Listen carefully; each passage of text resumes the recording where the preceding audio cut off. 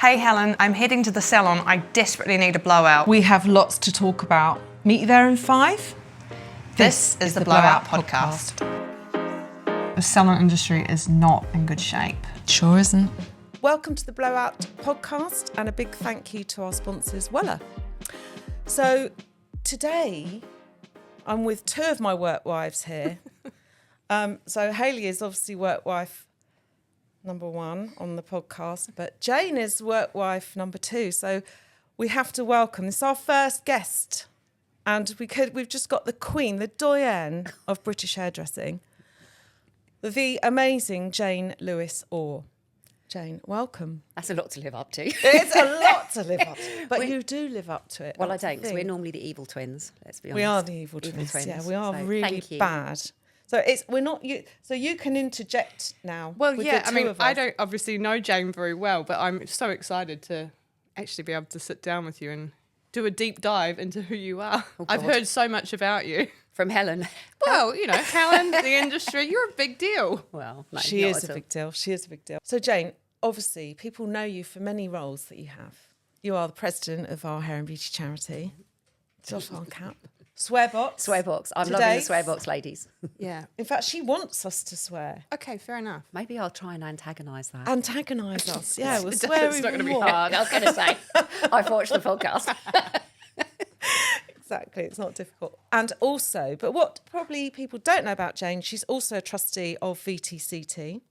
And what is that? Just That's Vocational Training Charitable Trust. I'm also a trustee of that. She got me involved in it. And it's an awarding organisation, isn't it? Yeah, it is. They're the largest awarding organisation for hair, beauty and other skills in the UK. And their charitable aim is to give sightlines to a role, to a job at the end of training.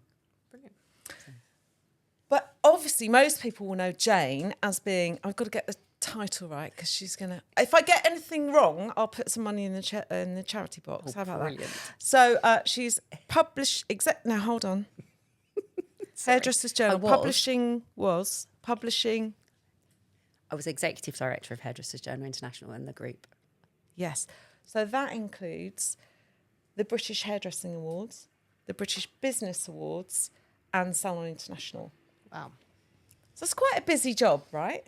And quite a job that I suppose you'll be like judged by constantly, especially with the awards, because I think that's how I would know you through the awards, and constantly looking at the awards, going, right, how did they win that, or how do you get involved in that? And This is the thing. So I think we need to go back to the beginning of like how that all came about. So Jane, I know you started it was Reed back in the day, wasn't Reed it? So Business what? Publishing. You can tell us what year that was? 1986. That was quick. I don't mind. I'm proud of it. Look, every year's a bonus, right? Every year is a bonus. I was 16 when I started in 1986. And I started as a junior secretary, as you were then. I did a administrative entry thing. But I went there because they trained their own journalists. I chose not to go to university. And I wanted to do the editorial training there so that I could... It was almost like an apprenticeship, really. Did you always want to be a journalist? Yeah, I always wanted Right. to be a journalist. That was always what... I always wanted to write. I always wanted to be a journalist. And I went to read. At the time that I started, they had 112 industry magazines, from flight, so aviation, to New Scientist, to motorboat and yachting, to Farmers Weekly. But they had the Hair and Beauty Group, which at the time was 5 titles. And I'd very much set my heart on going there. And a really junior administrative role came up. I went for the interview, found out afterwards that they only interviewed me because they actually thought I was going to turn up in school uniform because I was the youngest on the group by a long way because I was 16. And I got the job, and that's how it started. Wow. So that was 1986. And you worked your way up, which obviously we can relate to massively. And we were going to record this for International Women's Day. Right. But we didn't missed get the boat on timing that. right. But anyway, women, you know, we love a strong woman. Yeah. And you are a strong woman. What was it like starting up? Was it like a very male-dominated environment? Yeah, anyone at a senior level was male. It was a very male-dominated environment, probably less so on our group. But actually that genuinely, I don't think held me back. They were incredible employer. I was there 30 years. They were supportive. 30. Yeah, I'm really old. This is terrible for me. But yes, I was there for 30 years before we were divested.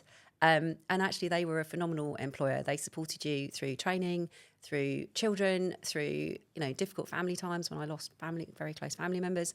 And actually, the role and the job was the thing that was the constant, and that's what kept me going. And actually, so I started in beauty, on the professional beauty side, and did all the roles from administrator to features writer. It was editorial assistant, features writer, features editor, deputy editor. And then I was editor of the beauty magazine at 27. And then I think by 1997, I was group editor of them that included Hairdressers Journal and Health and Beauty at the time. So hold on, how old were you then? 27. 27 years old and you're editor of Hairdressers Journal? Yeah. So I remember you getting that role. Did you feel like you had a lot to prove? No, I felt I had a lot to do because it was in quite a difficult situation. It'd been quite tumultuous. I'd inherited quite a difficult situation. So there was a lot to be done with the team, which was difficult because some of them were older than me, or a lot of them, most of them were older than me. And you were also much more involved commercially once you start to take on that kind of editor role in terms of managing clients. And I didn't know hair, don't forget. I'd worked in the professional beauty industry, so I didn't know hairdressing. So it was a new market, new people, new team, new role. I kind of just relished the challenge. I didn't set out with any big ambition, I want to be an editor. It kind of happened. And each role I loved and I loved more, and I just got to progress. So I'm hugely grateful to the business for that. It's so interesting that you could become the editor of this huge magazine, but not being a hairdresser. Like that's, you're writing about things that people are going to be reading and critiquing, aren't they? Yeah, absolutely. But you have to get that sector knowledge really quickly. And actually the thing that I did was I built, I think, really good contacts so I could sense check everything. And the devil's in the detail. It's like anything you do. Most journalists are not sector specific. I actually did do for the magazine, and you might remember this, I did a series of features where we took, there was no videography in that. At that point, you went with a photographer. I did the day as a key account manager. I went out and did a day as a junior in a salon. I did a front cover shoot. I did a long hair cutting course. I did a colouring course. That by no means makes me qualified, but it just gave me some insight into kind of the industry and how it worked, and I absolutely loved it. But this was, we need to remind ourselves as well, this was when Hairdressers Journal was a weekly magazine. Yeah, it was weekly. When did it switch to monthly? God, I can't remember which year. A few years ago, wasn't it? Yeah, no, and it probably 15 years ago, and the magazine is really old. It's the oldest trade magazine in the UK. Wow. So it was weekly, but the world had changed. Social media came on board. Online, people weren't waiting until Friday to find out who was British Hairdresser of the Year announced on Monday. They wanted it live as we were doing it. So the need and demand for weekly just wasn't there. And we got, I got lots of letters from people saying, but I go every Friday and pick up my HJ from the newsagent. Why have you done this? And it was like, because from a business point of view, it was the only option to take. And it was a tough call to take, but I'm really proud of the fact we didn't lose any subscribers and we didn't lose any advertising revenue when we made that transition. So it would have gone digital as well, I'm assuming. Absolutely. So digital issues, a monthly coffee table type size magazine rather than a much thinner weekly. People weren't waiting to read news in print. It just doesn't work like that anymore. We were growing our social media channels. They're not ours anymore because obviously I don't work there anymore. But at the time they were ours. We were growing social media channels and the online footprint.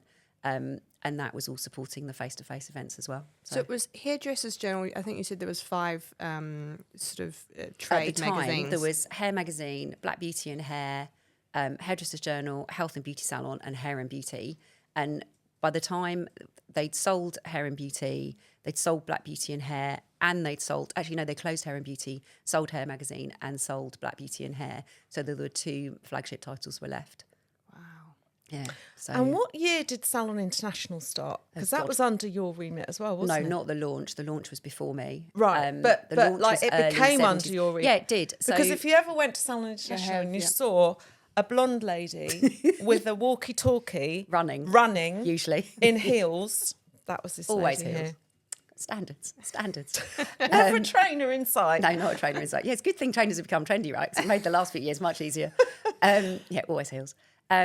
Yeah, that kind of changed. So I then kind of became publisher, as it was then, which meant I had commercial responsibility as well as content responsibility. And that's when kind of Salon International and the British Hairdressing Awards. So the finances were under your remit, like the advertisers. Yeah. So you have, as publisher, you are business responsible for that unit, which includes sales team, marketing, events, content, social media channels. Yeah. So all of it. And we had brilliant teams of accountants that we used to. That was, working in a PLC. You've got lots of people to help you, and we had a phenomenal team. I mean, we had the best times. But then you also had the British Hairdressing Awards. Yeah. And then you started the British Business Awards. Yeah, I did. And that was I know that was very much something you wanted to do. That was your... Yeah, it was. And we were working with, and you might remember, a lady called Cherry. I won one of the first... You did win two. Two of the first ones ever. Did you? She I certainly did. What were they? did. I was terrified of Hellen back in the day.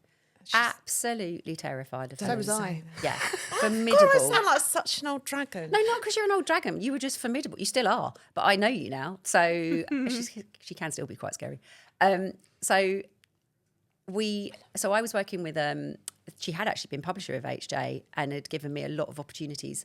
A lady called Cherry Walton. Cherry, Yeah, lovely and Cherry came to me and said, because we talked about wanting to do something to recognise the British Hairdressing Awards recognise the creative craft, but There what was about nothing for us. nothing for the business people? And actually, to my mind, and I stand by this, you can't do the creative if you're not doing the business, because something's got to fund. One's got to fund the other, right? And there's all these unsung heroes, and at the time, all of the big name hairdressers had somebody behind them. Richard had Hellen, Trevor had Grant. Charles had Alan, everybody had Daniel Gavin somebody. had Steve, and Yeah, everybody had absolutely. someone, Everybody didn't they? had somebody, but nobody, to my mind, was recognising the people who were the actual behind the business, and that's why we launched the Business Awards. That was So, 99, am I right? I think it was, yeah. Yeah. I mean, don't ask someone of my age for dates now, please. I mean, that's just unkind. So, gosh, so they've been going quite a while. Yeah, we've had the 27. We definitely did the 25th. I think probably 27 years this year.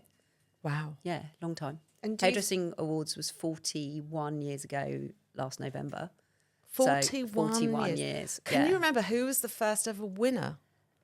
Was it? I think it was Trevor. Trevor, I think it was. And then I think the second year it was a joint win between Trevor and Anthony. The weird thing is I can remember some of the tunes that people won to. Isn't it bizarre, like British Hairdresser of the Year? Just absolute madness, but I can't remember what year they won, but the song sticks in your head because you've kind of, it's all in the planning. So, yeah. If you ever spend any amount of time with Jane, you'll see her phone going, and it's like the little black book to die for. of Famous people. hairdressing.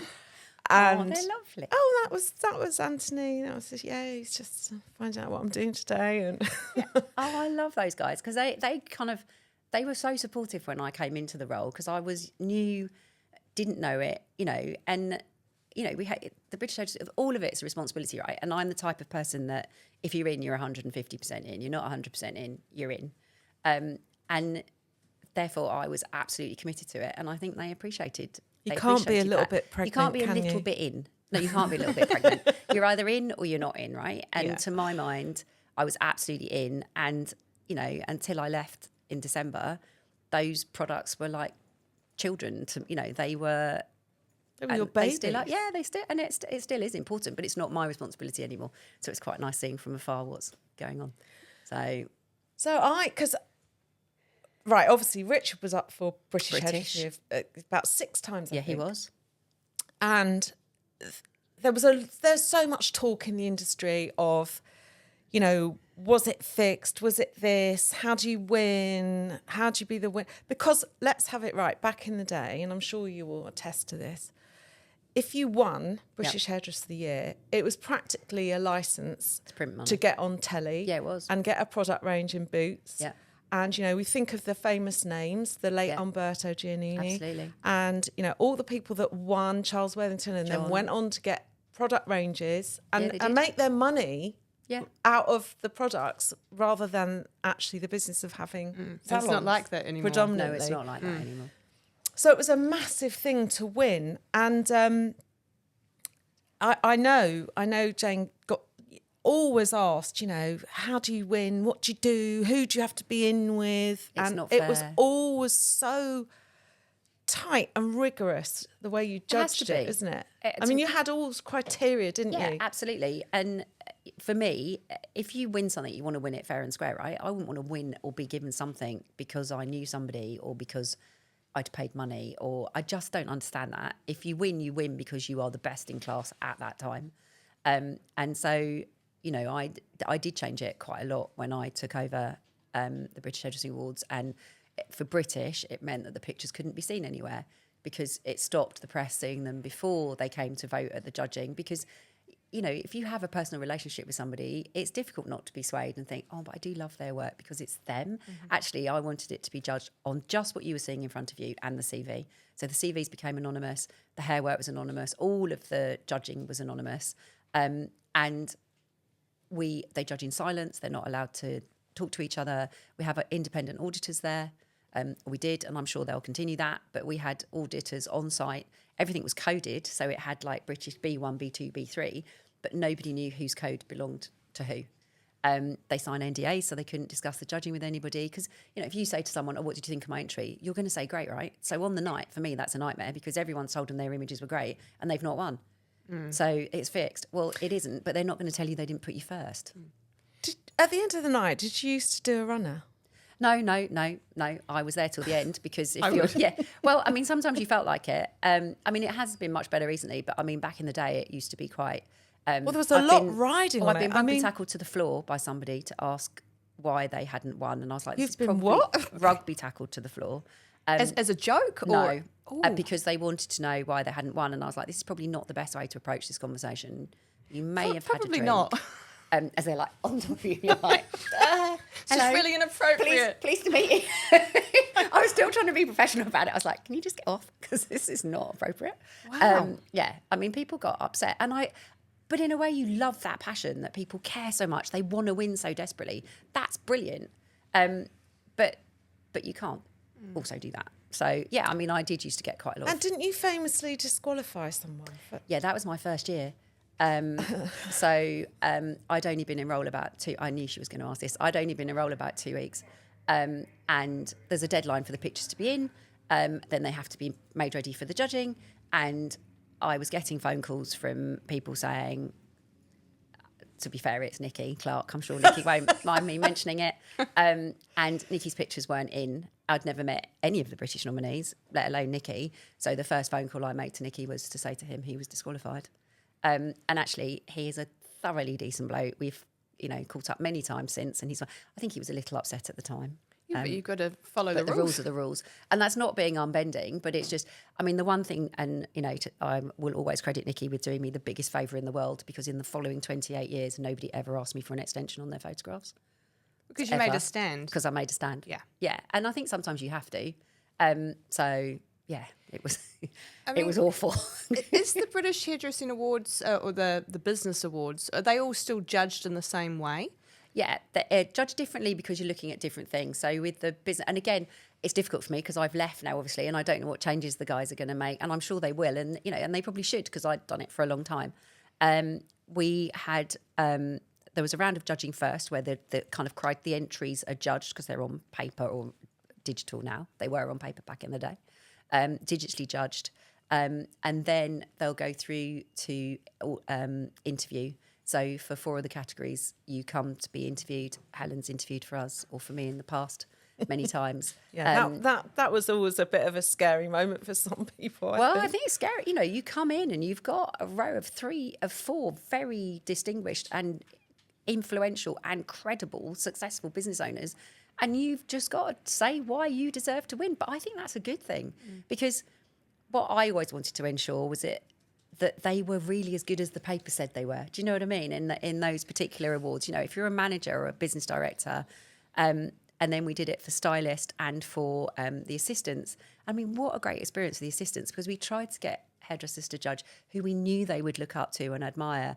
and to get the opportunity to interact, I think it's really important. I love that. And because I actually went, when was it? A couple of months ago?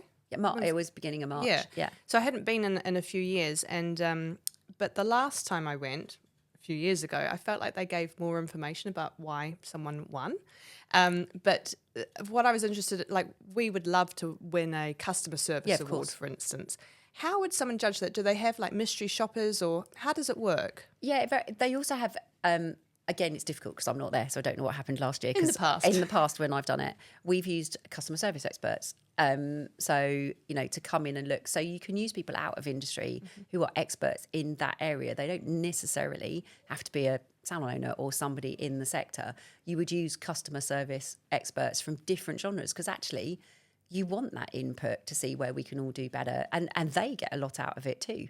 So, you would use sector-specific experts just in those particular categories. I mean, as a judge, and I think I fed this back to you, many years I judged it. I don't judge it anymore, but many years I did judge it. And I would be judging like Salon Manager of the Year or Business Director of the Year, both of which I've won.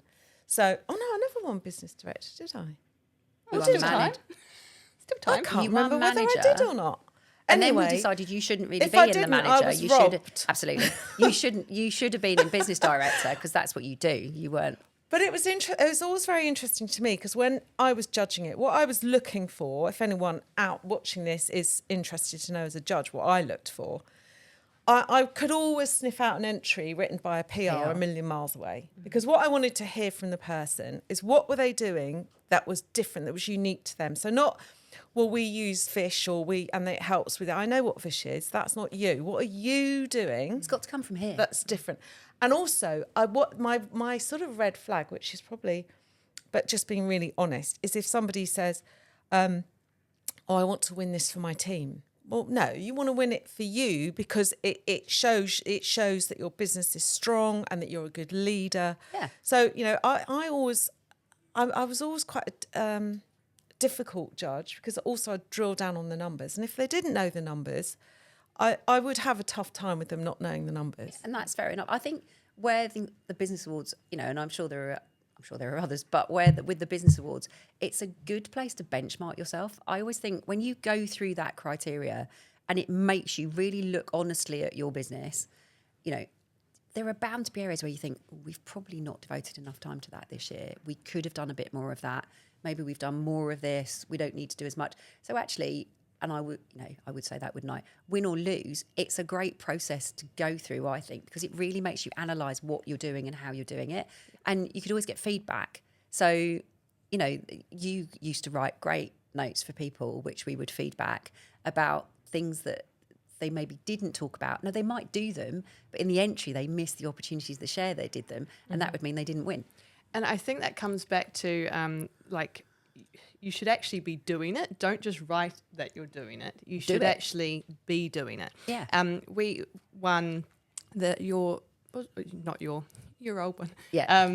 The new concept salon of the year or something like that. What's that one called? Business newcomer. Business newcomer. So won that for Alchemy and I. I can't remember what you've won. Well, I'm Probably not won from loads. the industry. Probably won loads. Put a pound in the charity So box. sorry. I'm loving this. Just raising funds. No, but it was great and it was really, really amazing for us. But then we did it the next year and we spent so much time and effort on trying to enter every category. Yep. It didn't get nominated for any of them. And you're like, why are we doing this? Maybe we should actually focus on being the best customer service instead of, if we've put so much time and effort into the awards, why don't we actually put time and effort into being the best? Yeah. Or just finding one thing that you want to you're the really best at. focus on. Yeah. Exactly. You And can't do it concentrate on all. that. And I think that's where people get lost. And I think I spoke to you about this a couple of years ago, and you said, "But why do you want to win these awards?" And I was like, "Well, it's good, isn't it?" And you said, Because you were going scattergun and not sniper. "Exactly." No, yeah. And I've learned my lesson Let now me know from who the that. sniper is. Let me guess. And it made me really think. There's no point in winning the awards. What's it going to be for It's a our purpose. client? It's a purpose and it's Yeah. good for the team, but actually we need to focus on the business, Absolutely. make some money and knuckle down and work on the business. And then whatever you're doing right, if you mention that in next year's entry, but go for one thing that you know that you are Exactly. outstanding at, you will win it. Because I think that, the cream does always rise. It does. to the And I top. think the danger is when you're writing multiple entries, they can sound quite the same. Yeah. So from the judge's perspective, it's like, I've read it before. Yes. Now, you might not have read it before, but if That's it sounds true. very similar, That's a good strategy too. yeah, it can sound like... But sorry. Sorry, we were going to say, well, I know what she's going to say. We were going to say the industry's changed so much. Yeah, it has. Do you, if you were looking at that with fresh eyes, would you think that there's got to be like Salon of the Year for employed people, Salon of the Year for renters? That wasn't going to be my question, but yes, that is that's For good. spaces. Yeah. I think I don't think there were, when I was there, probably enough spaces to make it worth a category. To my mind, so long as everybody meets the criteria that you have written, then they're free to enter and they're free to win. And I know it's caused some people upset that a space has won, not a salon. Actually, if they were doing everything better than the salons that entered or perceived to be better by the judges that year, fair enough. Right. But I think, the world is changing, and we always used to review the categories. We added social stylist, we've added sustainability, because, when we launched this 27 years ago, nobody was talking about sustainability and there wasn't social media. I mean, what a different world we lived in, right? It meant you could actually go to an event and be present rather than living it in 3D because you're trying to record it and get everything up on the screen, out on social media while it's happening. So I think that it's constant. My view would be, if I was still there, it'd be constantly reviewed, and I'm sure that's what they're still doing. Hopefully they're listening to us. Maybe they might be listening to this episode because, I feel really strongly about that as well, because I have no issue with self-employed salons whatsoever. No. It's just that I think they are completely different criterias because, I don't know, you put a lot more investment into training apprentices and things like that. In an employed salon. I think it's just different. It's very hard to compare them. Yeah. Even though on the face of it, they look like just salons, but...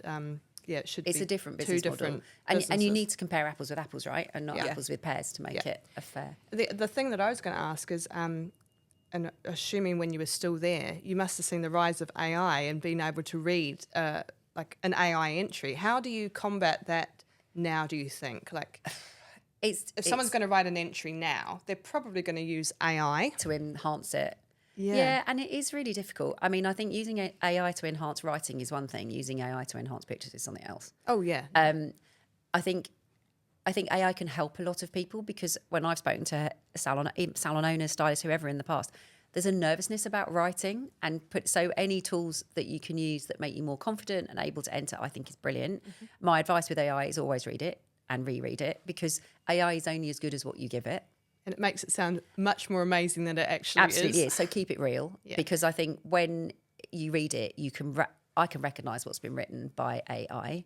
How do you think it's changed, like the writing in the magazine? Like journalists, because you can spot.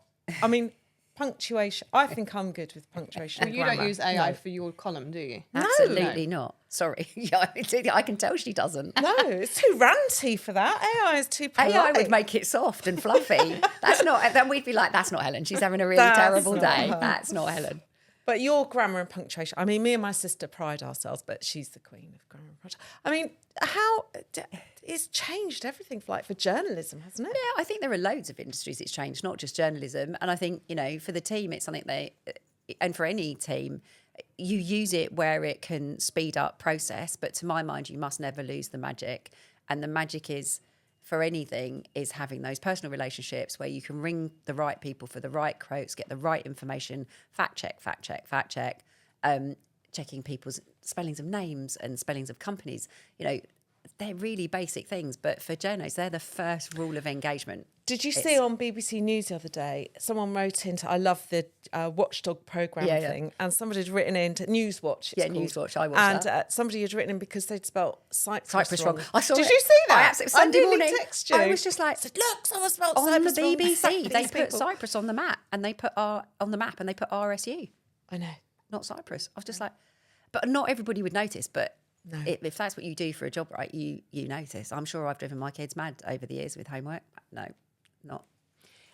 And going back to the industry, or why, say, Hairdressers Journal existed. Yep. And again, I feel bad because you're not there anymore. That's fine. But what is the purpose now in the last few years? How has that sort of shift? What has been the purpose of the magazine for the people reading it?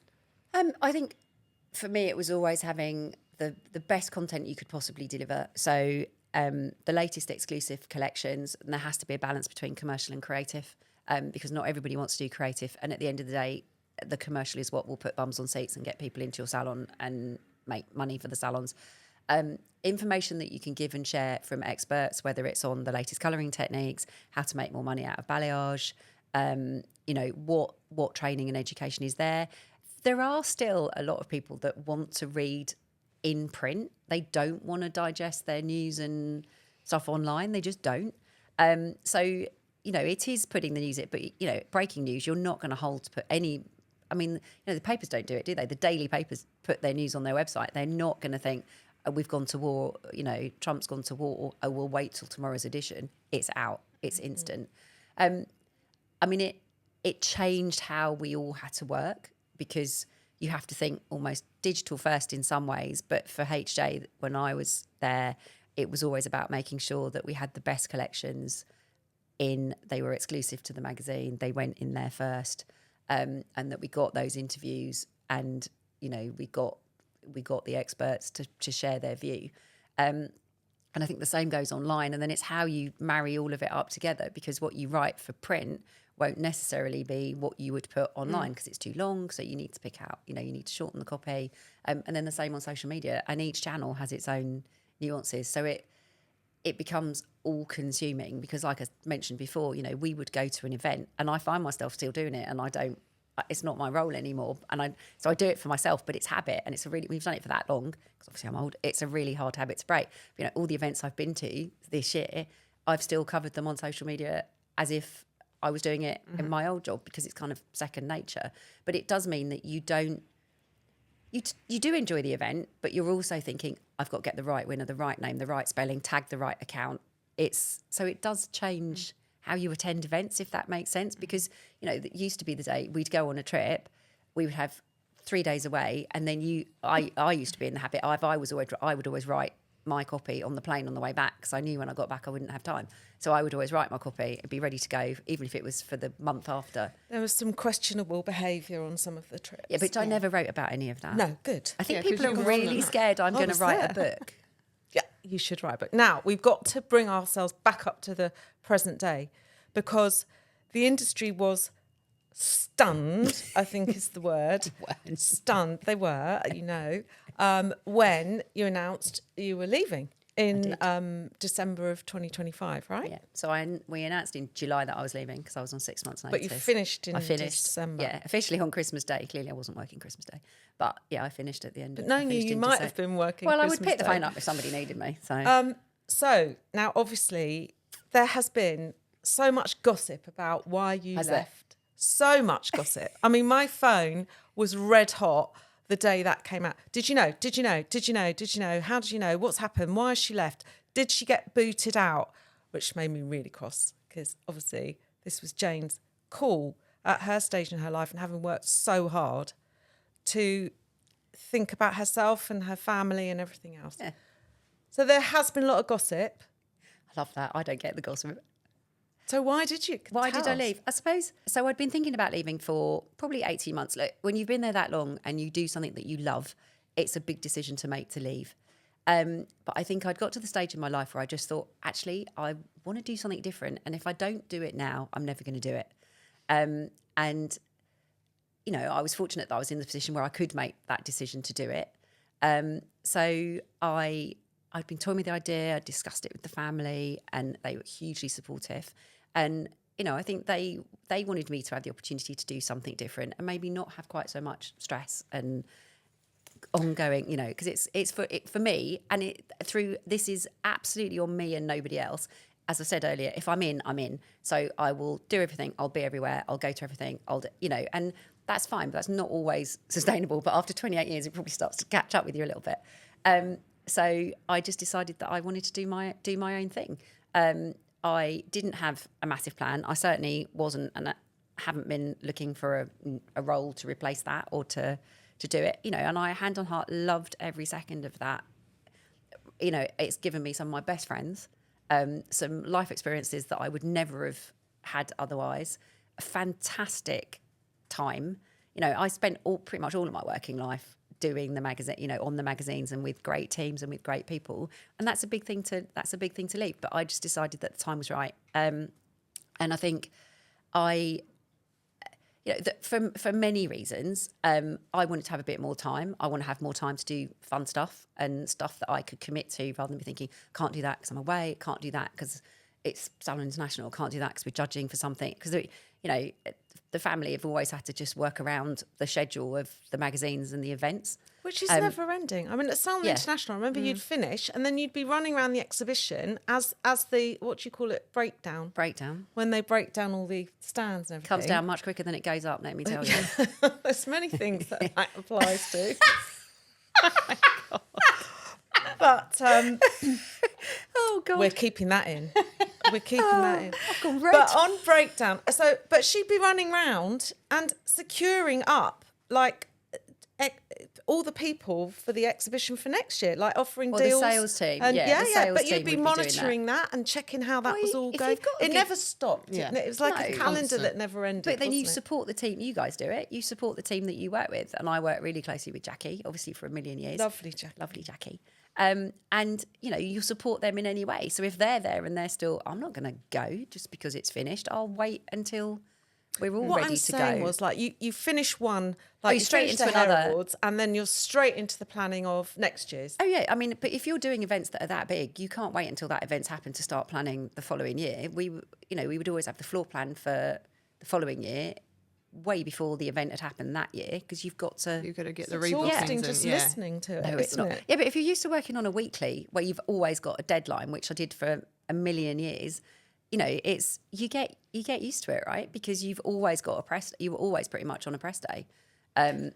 So I know So that it's good discipline. It's good discipline. I'm fortunate enough to have you in my personal life, and know that you've set up this amazing company called Allium Bloom. I have.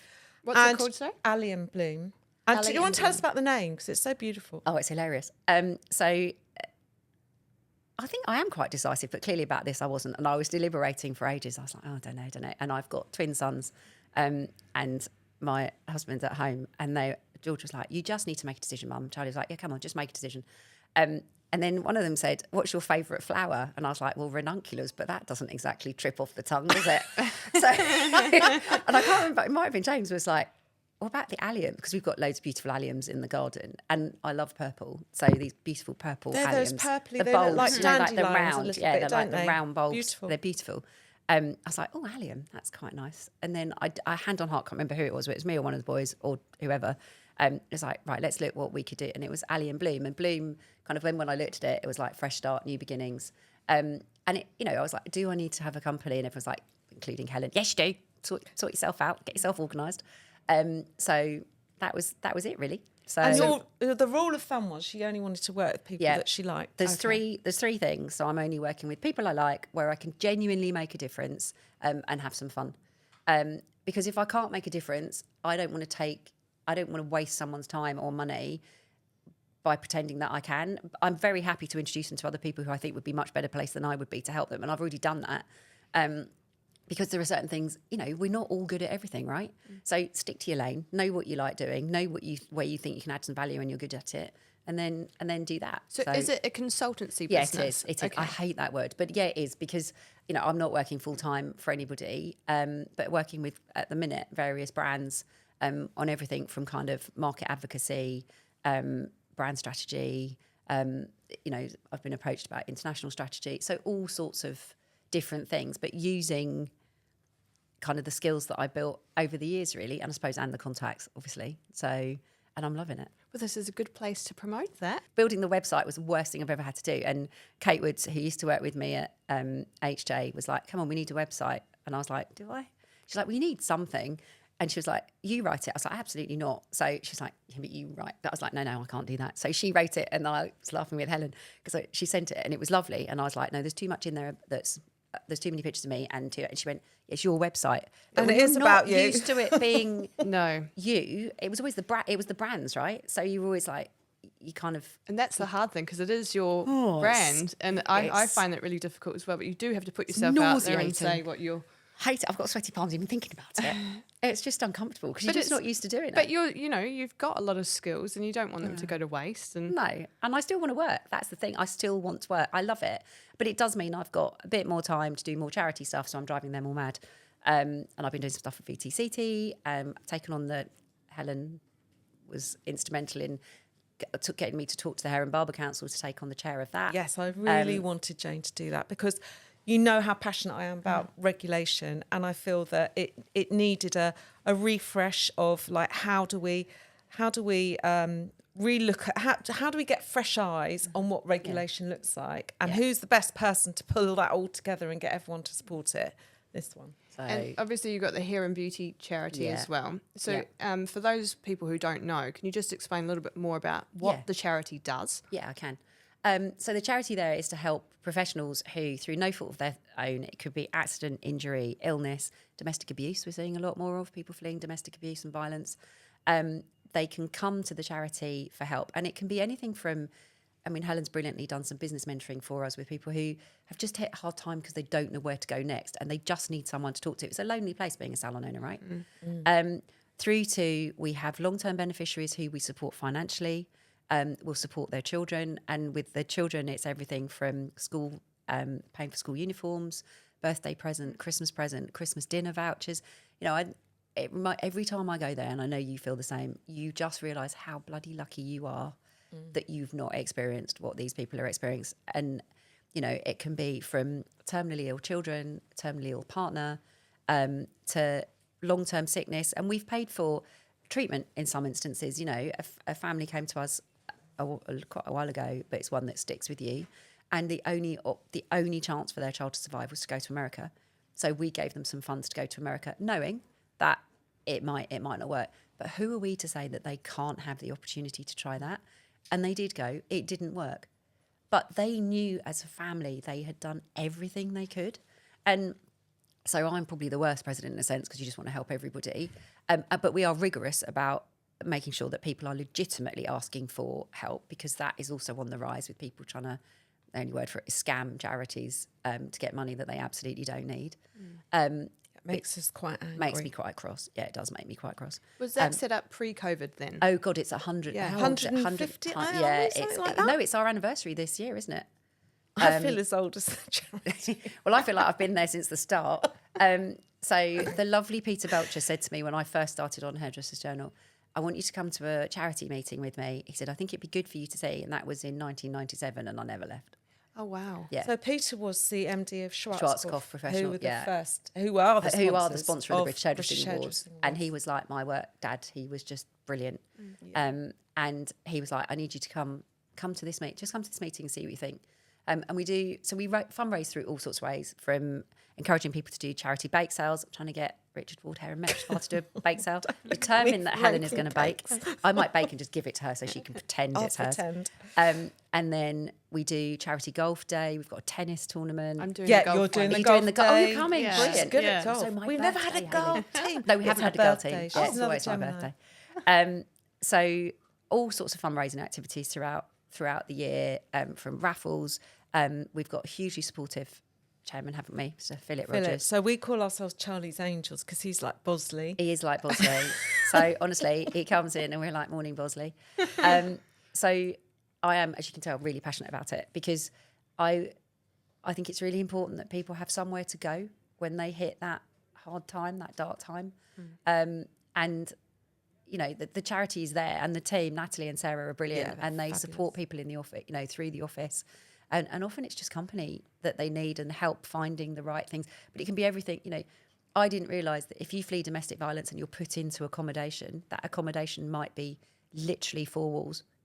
And a concrete floor. And a concrete floor. They've got no beds. They've got no cooking equipment. There's no refrigeration. They've got young kids. It's a roof over your head. It is a roof over your head, but there is nothing. And they've left with nothing. So the kids have nothing. They're often 200 miles away from their family, understandably to get away from the perpetrator, but they're away from their support network, their job. So therefore we can step in. And I just want to make sure that we're always, and I know Helen is my head of vice, that we can always help everybody that comes to us. That's great to know, because I think there'll probably be so many hair and beauty professionals that wouldn't realise that they can It's get there. the help. Yeah, the absolutely. help is there. It is. And, you know, we always say it's about raising awareness, not just trying to raise more funds, which obviously we need to continue to do, but actually raising awareness so that people who genuinely need the help can come and ask for it. So any salon could just, like you say, just do a bake sale or something? Yeah, absolutely. Absolutely. Christmas and jumpers, Christmas jumper day. dinners. So Yeah. we've got a bake sale kit now. So we've got the little rice papers with the charity logo on it. We've got cappuccino coffee thing with the charity heart. People can get involved with bake sales. I think because that's great to know, because I think the default is like Macmillan, Yes. charity, Yeah. or, because I think they do a coffee morning. huge Yeah, they do. coffee morning, Yeah, don't they do. they? Yeah. So I think it's just an awareness that salons maybe just once a year Do something. do something for Absolutely the industry. right. Yeah. And we've got manufacturers doing it too, which is great. So, suppliers and supporters, and they are brilliant at sponsoring and supporting us annually. They all are. Yeah, we're very so, lucky. yeah, they're very kind. But just getting people to do more, and it can be fun stuff that brings the team together, right? It doesn't have to be, it's not arduous. And we always say, literally, it doesn't have to be thousands of pounds. If someone does a bake sale and sends us 30 quid, we are just as grateful, because Absolutely. that £30 will go and help somebody that really needs Of course it. it will. Yeah.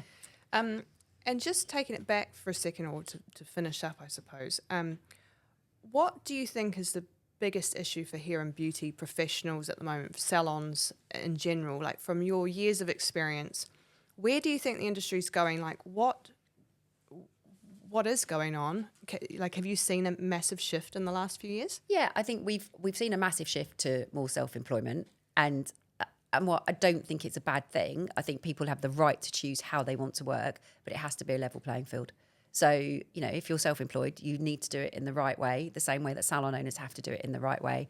I think what we crucially need to find is that balance, so that there is a place for apprentices to come on and come through. The education landscape is changing, which, it's not confirmed yet, but some of the stuff that's being talked about will put more, in some ways, not pressure, but the salons will need to be, or salon owners will need to be offering work placements. I think what's positive is that there is not a lack of people, or a lack of desire to people to want to enter this industry. We saw the numbers, and the start numbers for hair and beauty are really strong and really good, which is great, because I think the concern was it was going to fall off a cliff, and it hasn't. I think salon owners, or business owners in general, are under incredible pressure, and we need to try and get the government to understand and support that the needs of these businesses are very much like hospitality. It's very intensive on the people. So, I don't understand, and I'm sure someone in the Treasury will have a very good reason why they tell me they can't do this, why we can't have the split rate of VAT like they do in Ireland. It works hugely successfully in Ireland, and they generate more money for the Treasury. They would do the same here, because people would conform. It is the solution. It's the solution, but it's just trying to get the right people to understand. And I think as an industry, we need to be talking with one voice, and as a professional industry, we need to be talking as one voice. And that is to say that, professional hair and beauty salons and people offering those services are having a tough time, and they need some help and support. And it's, the government could make some changes, I think, to help and support. The rise in NI hit every industry, but in an industry that was already having a tough time, it's just much more challenging, isn't it? With a massive payroll expense. It's huge. It's incomparable to any other sector. Absolutely right, because it's all hands on, right? I mean, the beauty of this industry is not just how you make people look and feel. It's how you make them feel, actually. It's that, if you have your hair done, you just feel so much better, right? If you have nice skin, if your nails are done, it's really important to people, and it's like, for me, it's like an armour. You put your armour on before you go out. I wouldn't go out not with that. Well, yeah, you could kind of look at it in a different way, isn't it? How much are we saving the government from our therapy Absolutely. that we're giving? Hairdressers and beauty therapists are unpaid therapists, They are. right? Because we all tell them everything, more than we tell our best friends, our partners, whoever. So actually helping those businesses, because it is about how they make you feel, not just about how they make you look. And, we all want to forget about the pandemic, but the only positive that came out of the pandemic was that everybody was desperate to get back to their hairdresser, beauty therapist, and it became the fourth emergency service. People shouldn't forget that. When it's not there, they bloody well want it. So they need to support to make sure it's still there for everybody forever. The pubs got that cut of the Yeah, they business did. rates, didn't they?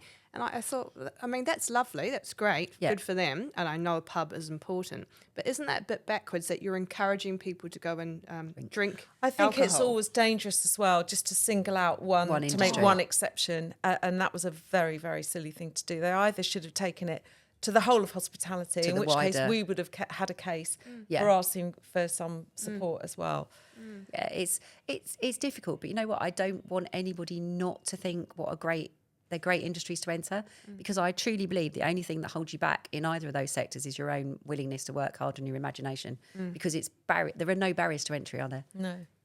I mean, what opportunity is in both for those that want to work hard and continue to learn? And I think with AI coming into play so rapidly, people are looking at what else can they do. Yes, they might have a degree and they've gone, I don't know, they've gone into marketing and done a degree, but it's going to be pretty pointless if it's all going to be done by AI. If it's all going to be, and then they have to use their hands or be a trade, and I think that's going to be very hard to replace, which I think is why we're seeing hopefully an uptake. And also, people crave human interaction and physical touch, don't they? Yeah, and they do. You know, what other industries do people actually touch you? It's Just it's we're very, very special. intimate. It's It is very intimate. Yeah, it is. Industry. so just to finish on, what's next for you then, Jane? What are you up to? What have you got coming up? I know you're doing some work for, I don't know if you can say who you're doing work with. I'm doing work for lots of people, which is really exciting. I think it's just about finding, for me, the difficulty has been adjusting to finding a balance and not feeling that I have to work a million miles an hour every single day, all day, every weekend. And it's an adjustment because I've done that forever because I love it. So, and I suppose in some ways I'm addicted to work. So actually thinking, right, I'm not going to do that. I'm going to go to the gym. I'm going to try and look after myself. I'm going to spend more time doing family stuff with friends, that kind of stuff. So it is trying to find a balance. And it's not easy because the temptation is to keep It's not working. goodbye, is it? No, absolutely not. I mean, you know, I'm still working probably much more than the family thought I would be working, which is hilarious. The adjustment is probably more for them than Let's it is just for have me. it right. You haven't really had a day off since you. No.